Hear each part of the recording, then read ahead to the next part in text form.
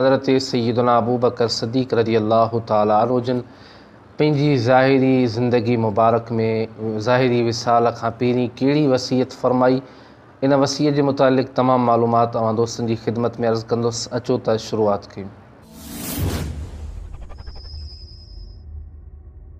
नहमदुहु व नुसल्ली व नुसल्लिमु अला रसूलिल करीम। अस्सलामु अलैकुम व रहमतुल्लाहि व बरकातुहू। राय इस्लाम में तमाम दोस्तन की खुशामदीद। प्यारा दोस्तों, ज़ाहिरी विसाल खां पहिरीं हज़रत सैयदना अबू बकर सिद्दीक़ रज़ी अल्लाह ताला अन्हु जन वसीयत फ़रमाई त मुंहिंजो जनाज़ो नबी पाक सल्लल्लाहु ताला अलैहि वसल्लम जिन जे रोज़े मुबारक जे पाक दरवाज़े जे साम्हूं अची रखी छॾिजो ऐं अस्सलामु अलैका या रसूल अल्लाह सल्लल्लाहु अलैहि वसल्लम चई करे अर्ज़ु कजो, या रसूल अल्लाह सल्लल्लाहु अलैहि वसल्लम अबू बकर आस्ताना आलिया ते हाज़िर आहे। जेकॾहिं दरवाज़ो ख़ुदि ब ख़ुदि खुली वञे त अंदरि खणी वञिजो, वरना जन्नतुल बक़ी में दफ़न करे छॾिजो। प्यारा दोस्तों, जनाज़े मुबारक खे जॾहिं हस्बे वसीयत नबी पाक सल्लल्लाहु ताला अलैहि वसल्लम जिन जे रोज़े मुबारक जे पाक दरवाज़े जे साम्हूं रखियो वियो ऐं अर्ज़ु कयो वियो, अस्सलामु अलैका या रसूल अल्लाह,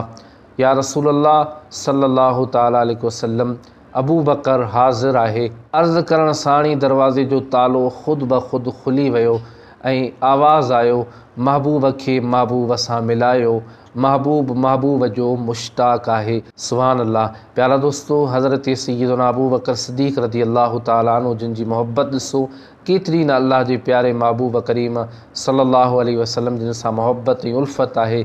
ऐं इन जे करे अल्लाह जे प्यारे महबूब करीम सल्लल्लाहु अलैहि वसल्लम जिन जी केतिरी न सैयदना सिद्दीक़ अकबर जिन ते शफ़क़त आहे।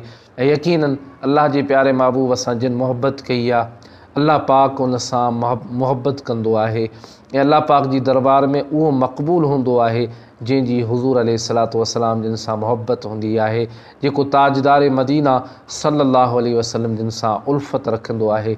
अल्लाह पाक असां तव्हां सभिनी खे महबूब करीम सल्लल्लाहु अलैहि वसल्लम जिन सां सच्ची ऐं पक्की मोहब्बत नसीब फ़रमाए ऐं अल्लाह पाक असां तव्हां सभिनी खे हुज़ूर अलैहिस्सलातु वस्सलाम जी तमामु अहकामनि ऐं सुन्नत मुबारका शरीयत मुतहरा जे मथां अमल जी तौफ़ीक़ अता फ़रमाए।